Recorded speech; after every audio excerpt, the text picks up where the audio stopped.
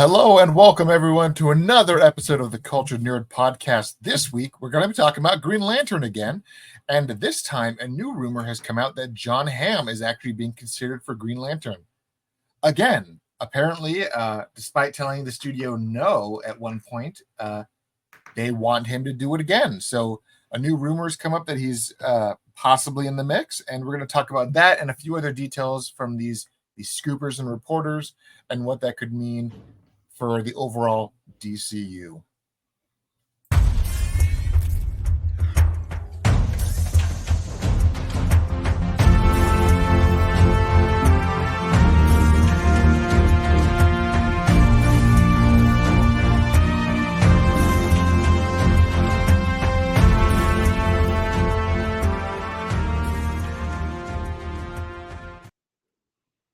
Here we are.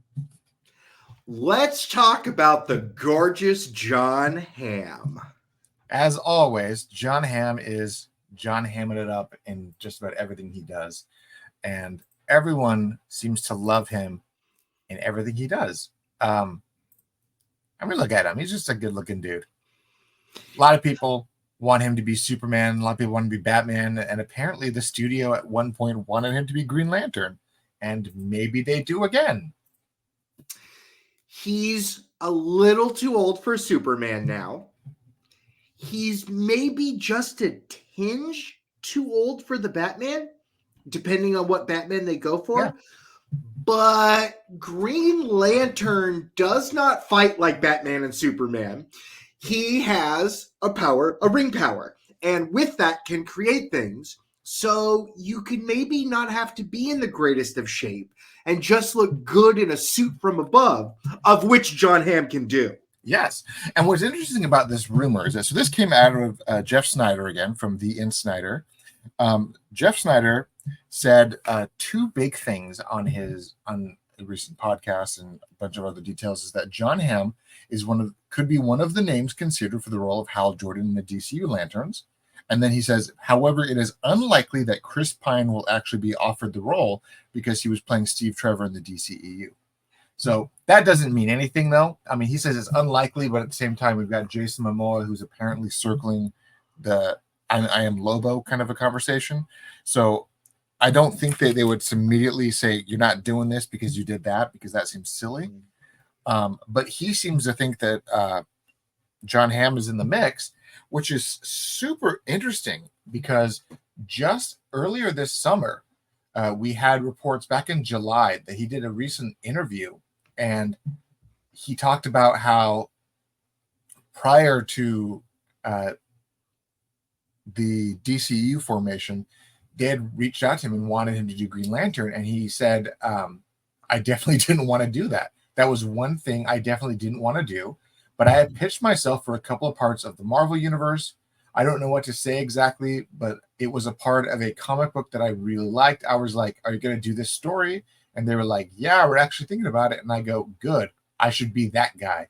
So maybe that'll work out. So he actually, in an interview earlier this year, said that he declined the role of Green Lantern from probably the past administration. Said he didn't want to do it, didn't want to see himself do it. And then even reach out to Marvel and try to shoehorn himself into the MCU. So the fact that Jeff Sneider is talking about this and saying, yeah, he's on the short list again, seems super weird out of just a couple of months. Does it feel weird because he wasn't receptive to it then, and now it seems like he wants to throw his name on that very short list of actors? You know, it could have been maybe that. Maybe it's the fact that he may be in the short list, and despite the fact that he said no just a few months ago, that they said, by the way, we had talks with McConaughey and Josh Brolin, and he's like, oh, maybe people are taking this seriously now. Maybe it was just the other stars that they're talking to that maybe got him in the mood for it. But I don't know. I really don't know how I feel about it, because as it currently stands, like we've talked about the last couple of weeks, we had our big five.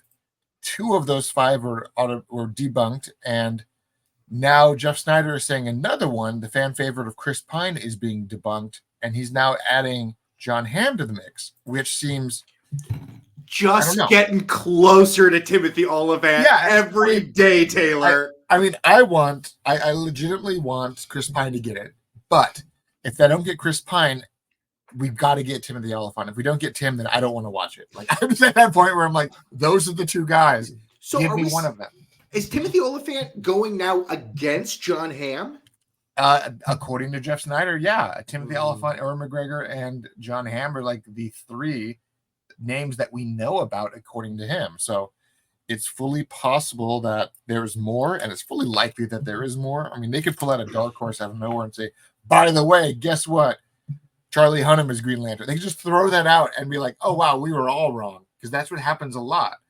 But I mean, I could very well see them going with an unknown because they don't have to pay them as much money as someone like Jon Hamm, who already, but again, we're talking about this as a TV show, and you keep telling me they're making TV show moves. And like Jon Hamm did it a long form television show and did it really good. So maybe they want to bring that gravitas to it. I don't know. And I mean, Jon Hamm is a great actor. He did Batman for years. He's done a lot of comedies too. So he's got this weird comedic timing for a lot of things. I mean, but he was good in Top Gun Maverick. He was great in Top Gun Maverick. And a lot of people say, oh, that's basically Hal Jordan if he took his job seriously. And I'm like, kind of is. Kind of is, yeah. But also at the same time, like Tom Cruise is Hal Jordan in that movie, not Jon Hamm. So if we're going to this age range, let's just get Tom Cruise back in the mix, because Tom Cruise plays Pete Mitchell, aka Maverick, which is aka Hal Jordan. So what does your wife watch him in? So my wife, every time I show his name on anything, she said, I can't take him seriously because of Bridesmaids. Sure. And that movie is ridiculous, and he does such an amazing, ridiculous job in that movie. So it's funny because like some people know him from that and they can't take him seriously, and then you have a whole different group of people who know him from Mad Men and you can't take him as comedy. So it's like, it's Jon Hamm, guys. He could be whatever. Well, one of the interesting things that I feel like you've talked about a little bit is some of the rumblings of like what brought Hugh Jackman back. And basically, there's all these promises of Hugh Jackman being like, I want to perform with these people, right? Yeah. Tobey Maguire being the big name there. And Robert Downey Jr. And now we know RDJ is in it because he's now Dr. Doom, which is... So it makes me wonder, maybe some of the other leads that haven't been announced were like, hey, man, I want you part of the team. I want to hang out with you in Belize or wherever they're going to shoot this, right? Wherever this movie where everyone comes together is. Probably Ohio. So, right? Or I also wonder if the larger impact of this, the fact that you get to be in all these other movies and that like, no, you're going to be the character. And if Green Lantern shows up in a cartoon, we'd like you to voice it. I wonder if the promise of more work is what has attracted him to this, because all the trades keep telling me, Taylor, that Hollywood production is not back up to 100% like it should be. Yeah, I mean, it's very interesting because this could very well be, I don't know. I mean, did Jon Hamm do anything with like True Detective? I feel like it was either True Detective or Fargo that I saw him on. I think he did Fargo. Yeah, so I mean, he's got that. Maybe it was just the fact that it's the people from that show that is attracting him to it. Maybe it's just the fact that it's Taylor. This new DC universe is being heavily appealing. What's the Amazon show where the angel is friend with the devil? Is that Good Omens? Good Omens, yeah. Jon Hamm is fabulous in that. And he played, again, that's another comedy role, but like, he's already proven he can do serious stuff. Yeah. I think he would be great. When do all of these rumors culminate? When do we hear this project get announced? I'm sorry, it's been announced. When do we hear what's happening with it? Yeah, that it like's moving forward. So what's interesting about it is that earlier today, I mean, we already had the big tease already that these two fellows were going to be possibly in the mix with Green Lanterns, the junior lantern of the group. And I feel earlier like it's going to be the guy on the left. I know that I'm just looking at like headshots right now. I feel like they're going to go with the guy on the left. I think it could be the guy in the middle because he's breaking records right now on Netflix, so it could be him too. But earlier today, James Gunn just tweeted tweeted a picture of Jon Stewart and just didn't do a caption or anything, just said Jon Stewart. And now people are like, it's been cast, it's happening. So people are kind of seeing that, like, maybe he's telling us Jon's been cast and they're about to cast Hal and the big announcement's coming. Maybe it could be as early as Friday for all we know that they announce all this stuff. We have no idea what's happening at this point. I wonder if Jon Hamm was the late addition to the list that just like stole all the oxygen and they're like, this really might be the guy. It's fully possible. I mean, like I said, they've been after him for a while. Jon Hamm is known to actually be a pretty significant nerd, despite the fact that he like tries to be this suave debonair and like really in shape guy. Like he's still also just a giant nerd. So it's fully possible that maybe the recent developments, like maybe the Marvel stuff didn't pan out and he was like, maybe they do want me. And then they said, by the way, guess what? Entire Hollywood wants to be a part of the new DCU. And guess what? We have these people making the show and you've wanted to work with these guys before. And like, they just told him what they're actually doing. Because my guess is that when he said, I don't want to be Green Lantern, it was back when Jeff Johns was working on that project and it was stuck in development hell. And that's probably why he didn't want to be a part of it. What was the Marvel project he pitched? Do you know what that is? No clue. It could be anything. I mean, we know that he's a big fan of like old school comics. So he could have been like, what if we do this story and make me Dr. Doom or something? And they said, yeah, we're thinking about it. By the way, you're not Dr. Doom. Like it could have been something like that. Like we don't know, but maybe he wanted to play a villain. Maybe that's why he reached out to Marvel and they were kind of coy with him on it. But I mean, as early as it was like, what? Let me find the date because it was from the Hollywood Reporter talked about it. It was a piece that they did on him in July, June 19th of this year. He told them that he had passed on it, and that was before this project was even casted. Okay, so when does that character when does he become the Bad Lantern? Well, in the comics, Parallax possesses and takes over Hal Jordan and becomes Parallax, and that's what he calls himself. We understand with Green Lantern Rebirth that basically when the Guardians of Oa were trying to stop Parallax, they just trapped Parallax in the ring, and the ring eventually started having weaknesses to the color yellow, and that was a poisoning from Parallax, and eventually he poisons Hal Jordan. So if that's the storyline they're going with, they could do the Lantern show and then just at the end of it start having some teases that the yellow is corrupting him and then go right into villain Green Lantern. I feel like that is kind of the way that they're going. And if that is the case, then maybe this is more appealing to someone like Jon Hamm because then you're not in it for 20 years. You're doing a TV show and then the movie, and probably a movie that has other heroes in it, right? Like, right. Would you say that the Parallax event is a Justice League worthy event? It always has been. I mean, the Parallax stuff in the comics was a Justice League event. And it's kind of hard not to argue that because Hal Jordan as Parallax was pretty hardcore. I feel like you can't. I feel like you can't do this as your first Justice League thing, though. Yeah. I feel like it's your second. Like the first one, the team all does it, and then we see the betrayal from inside the team. But it could be a really good season 2 Green Lanterns, though. Right.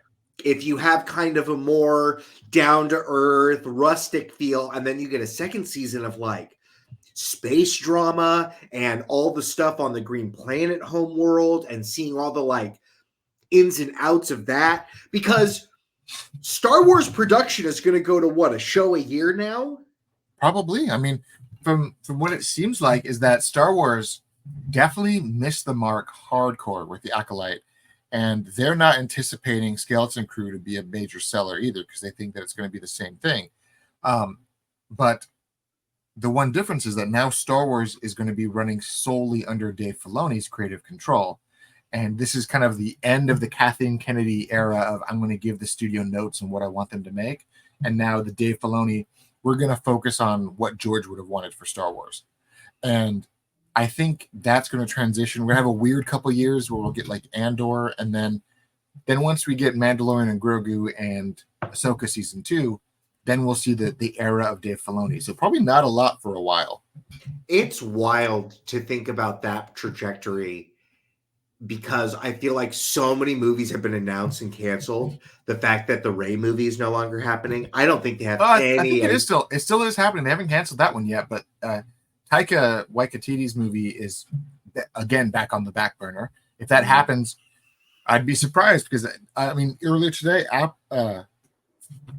Apple just killed Time Bandits after one season. I think he was a producer on that show. So like, yes, he lost HBO's This Flag Means Death, and then Apple canned him for Time Bandits, and Disney doesn't want him back for Thor 4, 5, or whatever it is. Thor 5. Yeah, they don't want him back for that one because Thor 4 was ridiculous and no one liked it.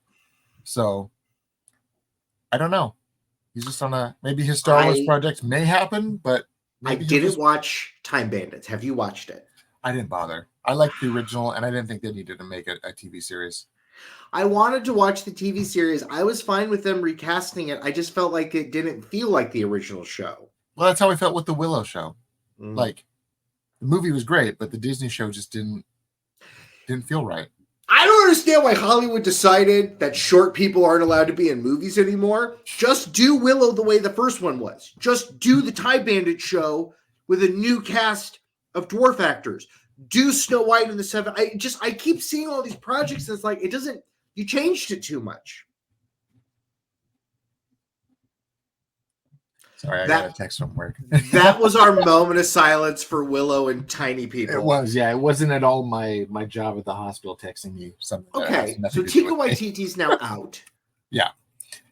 We know that they announced those movies. The Rey movie's probably still going to happen, because the idea was that movie was going to essentially be episode 9 or 10, whatever they're on now. 1, 2, 3, 4, 5, 6, 7, 8, 9, 10. It'll be 10, yeah. It was essentially supposed to be episode 10 with them setting up a new trilogy.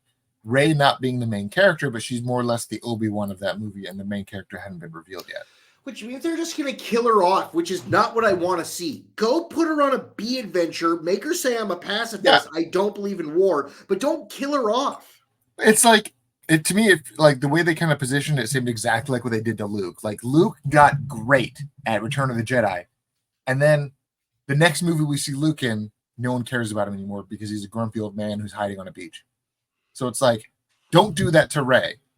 Like, don't do that, because that's what they did to Obi-Wan. Prequel trilogy, he was great. He went into hiding. A New Hope started. I'm an old man now. Here I die. And it's like, I would like to see an Obi-Wan season 2, just so I could see more Obi-Wan, because I'm tired of, like, I think Luke needs his own show. I think, like, they need to stop sidelining and killing off these characters right as they get interesting. And I don't want them to do that to Rey. Finally, when I started liking her as a character, the movie ended. I feel like I would also like to see a Luke as a kid show. I feel like the reaction to episode 1 and the young Anakin as a kid, people hated him so much. I don't know if they would watch a Luke show. Well, and we saw Luke for like a moment in the Obi-Wan show, and I think people were like, look at his dumb face, and they moved on. I don't think anyone wants to see that either. Oh, I don't know, but listen, as we're talking about these other franchises, it makes me also feel like maybe Jon Hamm does want to go do Green Lantern, because he's not going to MCU. They don't want him there. He's not, where does he fit? He's not going to go to a Star Wars world. No, is Paramount doing anything with Star Trek? Yes. They're always doing something with Star Trek, but they don't know what they're doing with Star Trek. That's the problem, is that Paramount has its own issues, and they don't know what they're actually doing with their properties. Yeah, I saw that they asked the South Park guys, like, what are you guys doing? They're like, make Paramount figure out their shit, and then we'll come back. Yeah. So it's like, you have all these studios that are in these weird financial woes, these weird creative woes, and then out of nowhere, WB is in the middle of the biggest financial crisis they've ever had as a studio. They get bought by Discovery. No, let me finish. They get bought by Discovery. Discovery comes in, gets blamed for all of the bullshit, and then they hire 2 guys to run DCU, and the DCU has become one of the hottest conversations in Hollywood. And everyone who was under the age of 35 was auditioning for Superman. Everyone is in the buzz wanting to become part of Matt Reeves's Batman or Andy Muschietti's Batman. Everyone is trying to be a part of these projects because everyone knows that this new DCU is it's kind of like it's a 10-year commitment. Like it's like Marvel on steroids, because it's not only just movies like, oh, I'm going to do one movie every couple of years and I'll do like 4 movies and there's my 10 years. It's like, oh, I'm getting hired to do this TV show. Oh, I'm doing this voice in this cartoon. Oh, I'm also this movie. Oh, I'm also doing this. People realize that what DC is having planned is like the ultimate meal ticket for anyone's career. Like Right. you will rake in the cash. You will have job security for the next 10 years. And after the Hollywood strikes, after the shit economy we're having, I think a lot of people are realizing that sounds pretty damn great. Because nobody's caring about movies anymore. The box office is failing with the exception of these giant blockbusters. And people are seeing that. Well, we got to talk about movies differently. Like, we should just say if a movie's good or not and not report on the numbers. I feel like there's all these expectations. If you like it, go see it. If you don't want to see it, don't. And then go from there. I mean, we had this really funny conversation before air last week where I told you how much I loved Alien Romulus, and you're like, wow, that movie's such a stinker, and you hadn't even seen it. No. It's a fantastic movie. Everyone on the internet told me it was bad. Which is weird, because if I type in right now, what did y'all think of Alien Romulus? Everyone on the internet will tell me they loved it because it was great. And then now we have Beetlejuice that came out. I enjoyed it. I thought it was a lot of fun. A lot of people are like, boo, it wasn't as good as the first one. Nothing's going to be as good as the first one, but it was still a lot of fun. Right. And it's making money. And that's the point. It's a win. We have so much negative rhetoric about. Isn't it crazy that new Warner Brothers came around? They brought back Tim Burton and had this success with him after. I mean, think of all the terrible Disney movies Tim Burton did. Like 3 Dumbo. In a row that were terrible. Just Dumbo. Even Michael Keaton says his biggest regret was that he didn't do a good job in Dumbo. Alice in Wonderland was not good. The second Alice in Wonderland movie is garbage town. What was the other movie of his that I remember thinking? Dumbo. It sucked. Dumbo was bad. There was another one he did for Disney too. I feel like there's a fourth one. I mean, he did Frankenweenie, but I don't know. People don't. That's not a problem movie. What did he make? I thought there was a fourth Disney thing that was just dead on arrival. I had no idea that he did Dumbo. You're right. Dumbo was awful. Okay, let's see. Alice in Wonderland 1 and 2. Frankenweenie was that cartoon from 2012, animated one, but like claymation. Dumbo, his original Frankenweenie from 1984. Anything after the new Dumbo? Okay, maybe it was just the 3 then. I think it was just those 3. I mean, they're 3 pretty bad movies. Yeah, I'm just going to go through his filmography for Disney films. Let's see what he did at Disney. What's wild is that, like, he could have just ripped off Big Fish and done Dumbo that way. Oh, interesting. I didn't realize that Tim Burton. Yeah, he was in-house creative for them until they didn't understand him. Yeah, so he was an animator for both Fox and the Hound and Tron. Yep. He directed some 80s movies called Vincent, Hansel and Gretel, Frankenweenie. He helped animate and helped conceptualize The Horned King in the Black Cauldron. That movie is awesome. Yeah. It's also not for kids. Producer, creator of The Night Before Christmas, James and the Giant Peach. He was a producer for that. He directed Alice in Wonderland, Frankenweenie, Alice Through the Looking Glass, and Dumbo. Okay. Well, Through the Looking Glass and that other one is awful. Yeah. Yeah. And then for Warner Brothers, Pee-wee's Big Adventure, Beetlejuice, Batman, Batman Returns, Corpse's Bride, Charlie and the Chocolate Factory, produced Batman Forever, directed Beetlejuice. He's actually had more success at Warner Brothers than everywhere else. Yeah. And he did Columbia Pictures. He did Big Fish, which I love. It's one of my favorite movies of his. 20th Century Fox, Edward Scissorhands, and the Planet of the Apes with Mark Wahlberg that I actually don't hate. It's not bad. It's not great. It came out at a very particular time in our lives. It's definitely a little bit more of a nod to the original movies because they definitely, because now look what they're doing. Now it's just it's CG movies, right? They're CG fest. Well, if you follow Hollywood standards, all the new movies are animated films. Right. Because that's so true. Technically what it is. Yeah, they really are. Because if they want to call Lion King an animated film and give it an Academy Award for Best Animated Feature, Planet of the Apes is an animated feature as well. I remember what you were saying. DC, hottest ticket in town. There seems to be some grumblings that Colin Farrell does not want to put the makeup on anymore. Does that mean he's just burned out and needs a little bit of a break and will come back? Or does that mean like that ship has now sailed and now we have to see a different movie too? Well, with the DC front of Matt Reeves' universe, I was shocked to hear that despite the filming for this project supposed to start at the beginning of this next year, he still hasn't turned in a script. He's turning in pages, but he hasn't turned in the completed script yet, which is absolutely insane to me, especially because James Gunn said that they're not greenlighting projects without scripts anymore, and yet somehow Matt Reeves is getting a pass because he's stuck in development hell, which is crazy. I think they're kind of like, they're too far gone and they can't back out of it now. So they're just like, fine, do what you do. He also has I understand that in the past, but he really knocked it out of the park with that first Batman. So if he needs a little bit more time to cook, I think that's okay. Yeah. So the big rumors for that movie is that the sequel movie is going to feature Hush, and the third movie, which he confirmed he's still planning to work toward a trilogy, is going to be Court of Owls. And that's the big rumors going on right now. Whether that's true or not, who knows? I don't think it. I mean, it seems realistic, but also seems kind of far-fetched. Having just go straight to Hush and Court of Owls, but he did debunk things. He said that he wants his universe to be as grounded and realistic as humanly possible, which is why Edward Nygma went by the name Edward Nashton in the movie and not Edward Nygma, because he wanted a realistic name. And why in the new Penguin show, Oswald Cobblepot is actually, his real name is Oz Cobb, not Oswald Cobblepot. And apparently they wanted his name to be more realistic, which is just a weird shortened version of his comic name, Oz Cobb. If you do Hush, does that mean you get to do Joker in that movie as well? If they did it based on the comics, yes, but the way they're doing it, no. Probably not.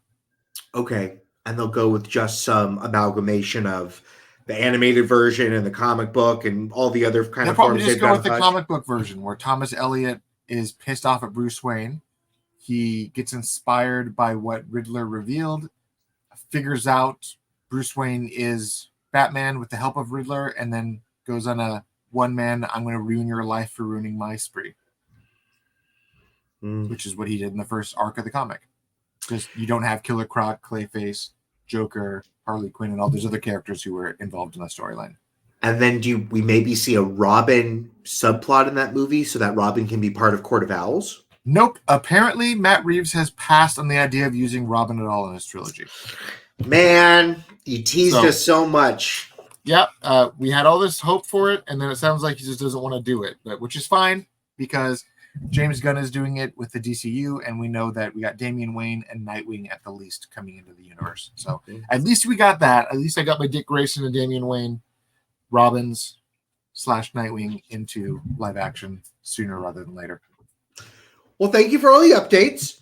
Let us put these little seeds in the ground and add some water and help them grow. And if you'd like to help us grow, head on over to the patreon.com/theculturednerd. Thank you for all of your patronage. If you don't have any monetary value to throw our way, please head over to the YouTube or whatever app you're using to listen to. Please like, comment, subscribe. Question of the week. As we get closer to this Green Lantern, what powers would you want to see manifested with the ring? They did, you know what they did with Ryan Reynolds. It wasn't good. What do you want to see this time around? I've been your co-host, Michael Santel. Taylor Murphy's been your main host. Hit him up on the Instagram. Tell him what you want him to know. Thank you for joining us, and we'll see all you kids and cats next time. On a funny anecdote, someone suggested that they wanted Armie Hammer to play Green Lantern in the show and said that it would be really great if he uses Green Lantern ring to eat his villains. And I was like, oh my God, no, we're not doing that. And that was a pretty funny bit. I wish listen, I don't know what we do. I think Armie Hammer's good. He was in that good movie where they shot all the people from the ground. Maybe that's a conversation for another day. Anyway, thanks everybody. Bye.